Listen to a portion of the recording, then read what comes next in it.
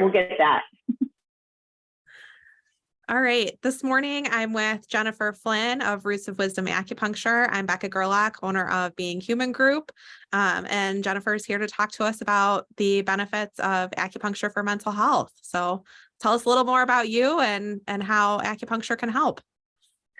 Thanks, Rebecca. So good seeing you this morning. Yeah, good seeing you. Yes, as Rebecca said, I'm the owner of Roots of Wisdom. I've been doing acupuncture for about 22 years. And I've been seeing Rebecca as a client for about 5 years. And then she and I work together at a mental wellness center in Novi. And so just to talk a little bit about how acupuncture helps with anxiety and depression, from an Eastern medicine perspective, symptoms like anxiety and depression are warning bells that something bigger is going on in the body. We talk about this life energy that in Chinese medicine we call qi. And that can be off balance and lead to disease. And then sometimes that disease will manifest as anxiety and depression.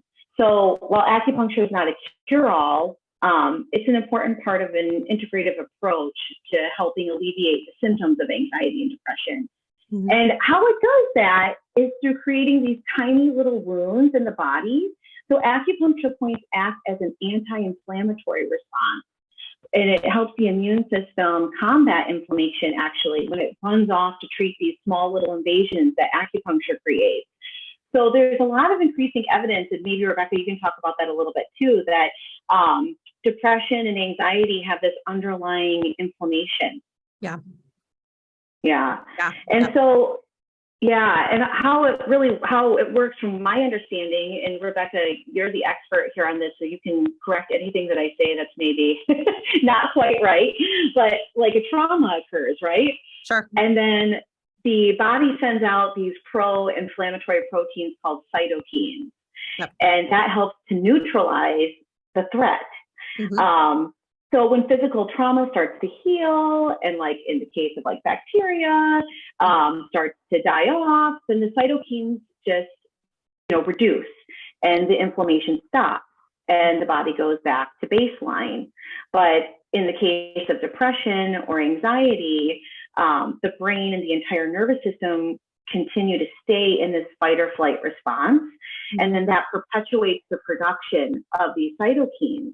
And then you couple that with stress hormones, and then you end up with, a lot of damage to the neurons in the brain. And then that can make us feel depressed and anxious and tired and fatigued and cause insomnia. Like it just has this cascade of negative side effects. Yeah. Does that sound right to you? Yeah. Mm-hmm. So the acupuncture, there's some wonderful research out there. Like Harvard has done some amazing research in how acupuncture can help to reduce cytokine storms. And so if you're interested in that, there's an article online that's called Calming the Storm, and that's a Harvard article. So that would give patients a little bit more detail about how acupuncture can help calm these inflammatory responses in the body. So that might be an interesting, I will have to link that. Yeah. It's really cool. I can send you the link after this if you want. So it's pretty neat. Yeah. But I think most patients, the other benefit is that acupuncture is just relaxing. Yes. And a lot of people fall asleep. And actually, Rebecca, since you've been seeing me for 5 years, maybe you can tell them a little bit about that, like how acupuncture feels. Yeah. So it's actually, you don't feel much at all. You're laying down, you're comfortable. Jennifer makes everything super relaxed and comfortable. The lights are dim. It's very, soft music, like all, everything for relaxation is definitely there. And you really don't feel it. I know sometimes people get nervous about needles and things like that. But they're really like soft and flexible. Really small, right? Like they're not, I don't know. It's not like a regular needle. No, not at all. They're like the size of a hair. Yeah. And so if you do feel anything, it's sometimes like a little zing that you might feel, but then that goes away. And if it doesn't, then you would just tell, your acupuncturist and they remove it, but some of that you want, right? Like you want some of that feeling, right? Can you talk a little bit about that? You do. So there's a feeling with acupuncture. Of course, there's the insertion when we break the skin. And that just feels like a tiny little bee sting, or I would say Or even more nothing gentle than that. sometimes. I Or mean, we nothing. don't I really know. feel anything. Yeah, Put it yeah. away. Sometimes patients feel, yeah. A lot of times feel like, oh, did you even put that in? You know, Right, they're right. surprised when I go to take a needle out. They're like, oh, I didn't even feel that go Yes. in there. So, Yes. but yeah, then there's something called Dachi, which if patients want to look that up, it's spelled DEQI. And so Dachi was also studied by Harvard, and it's another response to the acupuncture needles, but it's something beyond the insertion. And it can feel really nice, like a tingle or warm. But if the energy is really stuck and it's your first time getting acupuncture, you can expect it to be just a little bit more uncomfortable than that. Like sometimes it can be a zap or an ache, but it's very fleeting. It's there, it's gone, it's for a second, but it does help our clinical outcomes when we get Dachi. And then once the Dachi dissipates, which is usually in less than a minute, then the needles are very comfortable. I mean, people can even move. Like I have a lot of people who come in to see me the first time and they're like, stiff with the needles. And I'm like, no, it's okay to relax. In China, they get up and walk around with needles in. They're very, very comfortable. Yeah. No, I mean, I went into therapy with needles in before when we worked at the clinic together. So, I mean, it doesn't impact anything. That's right. Yeah. And I would even have a blanket over me too, because I'm always cold. And so you can even do that and it doesn't, I mean, you really don't feel it. Yeah. I always like to cover up. Yeah. Because that's the only thing is you can get a little cold with acupuncture. If you're a little afraid to have the blanket over the needles, it can get a little chilly. So I always try to keep a heater on the table to make people feel really comfortable. But it is safe to put a blanket over them. They're very flexible and they're at a safe depth. I use really tiny little needles, so the blanket isn't going to harm, patients at all. No. Keeps you cozy. Yes, that's right. Yeah. Yeah. And, I mean, I like talking about these alternative approaches because, for some people, meds work really well. For some people, they don't. For some people, therapy is enough. And for some people, it isn't. And so, we have all of these things available to us. And so it's important to know what we have, like what's at our disposal, to help us feel better. Yes, it's really nice when we can work together. And it's wonderful having worked with you already at a mental wellness clinic. And we could see the benefits of like having, a lot of times patients will come to an acupuncturist for anxiety and depression because they have been through the ringer and they have tried all these meds and they're just exhausted with all the traditional approaches. And that is a good thing, but it can also be dangerous because patients do still need those traditional approaches. And it's nice when you have a therapist right on staff, or Rebecca, I refer all of my patients to now that we're not working together, and I think that's really important because I think sometimes patients don't know that the world of therapy is incredibly open to these alternative medicines. Right, that we're seeing this mind-body connection and that it's important to have these moments of Zen. Mindfulness is being embraced by therapy. And so there are therapists out there that are going to encourage patients to, add these on along with their therapy and their medication, which is really important. Right. Absolutely. Yeah. Yeah. I mean, we're a whole person, and so we need to be treating ourselves as a whole person. So yeah, absolutely. Yeah. Yeah, it's beautiful. Yes. Yeah. What should patients know if they're a little nervous about coming the first time? Like, is there anything that they should know or anything that you want people to know about coming to see you the first time? Yeah, a lot of patients do get a little nervous about how the session's going to go. They're really curious about that. So the first time, I always do an intake, and that does still include an acupuncture treatment if patients want it. If they don't want the acupuncture that day, we can do other things. So I have magnets that I can put on acupuncture points to make people comfortable. We even have little tiny mustard seeds because mustard seeds don't sprout. So we can use these little tiny mustard seeds on surgical tape and we can put those on acupuncture points. And I also do a lot of acupressure. So what I found when I was in school and we were doing acupuncture, I was a little bit uncomfortable with the needles too, to be honest. I mean, right, we're all just Yeah. Little, yeah. I mean, we're used to bigger Western needles and they're Yes. just a little bit scary.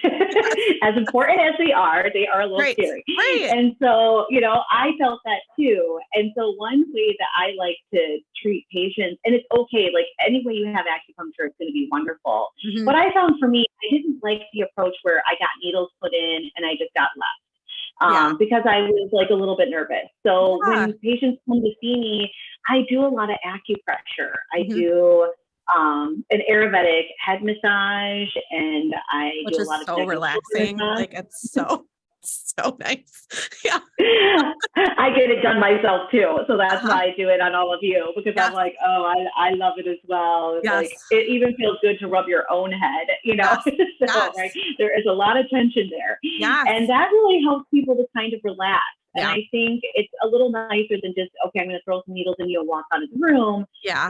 Just a little bit of human touch can make people, if people want that, there are some patients that maybe prefer not to have that, and that's okay too. Yeah, so I think that's the most important thing. Yeah, the most important thing for patients to know is that as long as they're communicating with their acupuncturist, they are going to always be comfortable. I tell patients, I am never offended. If something doesn't feel good or I do something that doesn't feel good, as long as you let me know, we're going to make an adjustment to make you feel really comfortable. And I think that puts a lot of people at ease. Yes. Yeah. To know that it's okay to speak up. I mean, I say this to people in therapy, like say something if you're not comfortable, if I, made the wrong connection, just say it's okay. Absolutely. That's right. Yeah. That's right. We're all human. We make mistakes, we're not mind readers, right? Right. Yeah. Yeah, exactly. I wish I was a mind reader. Right. But Right. I know. am not. Yeah. I know. Be helpful sometimes, right? Yeah. Yes. That's right. That's right. Yeah. Anything else that patients commonly come to see you for that's maybe not totally mental health related, but perhaps adjacent, like chronic pain or like postnatal work, anything like that we should know about or be, know more about? Yeah, I mean, I think the big thing we were talking about earlier with how depression and anxiety are very connected to these cytokines firing off and causing all these inflammatory responses. And then that starts off this like domino effect of different diseases.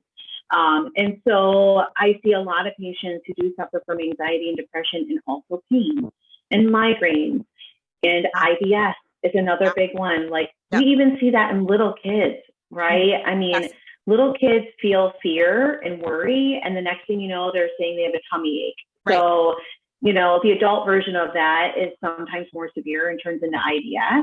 And that is something that acupuncture is amazing at helping treat. And then postpartum, I have a lot of patients postpartum, and that is very helpful too. In Chinese medicine, we see, after birth, there's just a lot of blood loss. And so that loss of blood puts the body again, like we were talking, into fight or flight, it does, and and then that just, creates all these uncomfortable feelings that can go along with that. So I think along with therapy, acupuncture can be a really supportive way to treat these issues that are in the body and then affecting the mind, right? Yeah, absolutely. Yeah. Awesome. Well, thank you so much for sharing that. Anything else that you wanted me to share about me or about how we work together or anything like that? Yeah, so I would love for you to give a little intro so my patients know who you are, because Rebecca, I'm always referring people to you. And if you could talk a little bit about like what type of therapy you do and a little bit about your office and your practice, that would be so wonderful. Sure. So our practice is in Plymouth. I work myself and we have 6 other clinicians on staff. We see teenagers and up. Occasionally somebody will take a younger kiddo, but mostly teenagers and up is our focus. We work with a lot of depression, anxiety, and trauma. And because of that, we do work with other providers and other modalities too, because, there's so much mind-body connection with trauma work. I personally am a more somatic based therapist. And so do a lot of mindfulness and a lot of, beginning to kind of notice your body again and be more grounded and, acknowledge whatever emotions and physical sensations, kind of come up, because oftentimes people get pretty cut off from that. And rightfully so, it gets really overwhelming and your brain just says like, okay, that's enough, Yeah. which is super protective and, it makes sense. But it gets us into trouble sometimes too, or we can get sick. And so, just because we're not just, running on empty all the time. And so that's more how I work. I'm probably in our practice, I'm definitely more into alternative modes. A couple of our other clinicians are as well. And then we have some clinicians that, work a little more traditionally, with anxiety, ADHD, things that require maybe a little more concrete planning. And so, there's room for all of that. That's all really important. So yeah, and our offices, we've tried really hard to make them really comfortable, and colorful. And so, it's a welcoming environment. We try to kind of keep it quiet. We don't use the big light, like all that kind of stuff.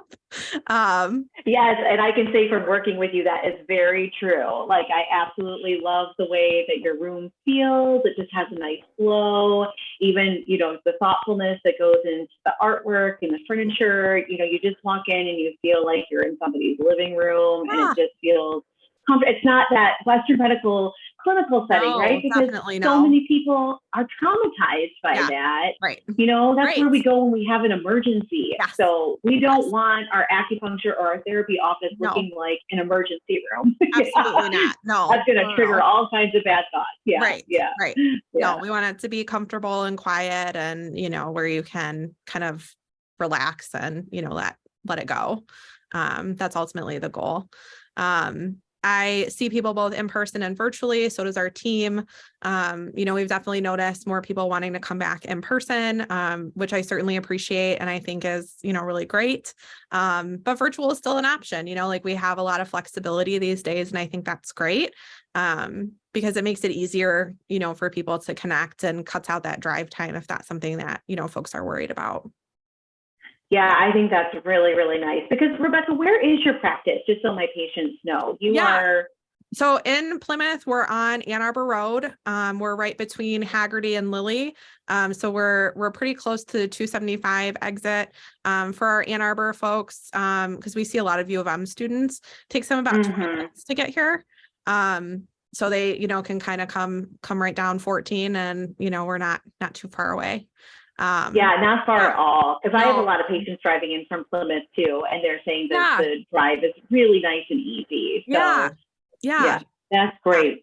Yeah. And Rebecca, if my patients wanted to get in touch with you, how would they do that? Would you recommend that they go to your website, or where would they find you? Yeah, the website is probably best. And that's beinghumangroup.com. And you can also call 734-737-1455. And how would our patients get in touch with you? What's the best way for them to get in touch with you?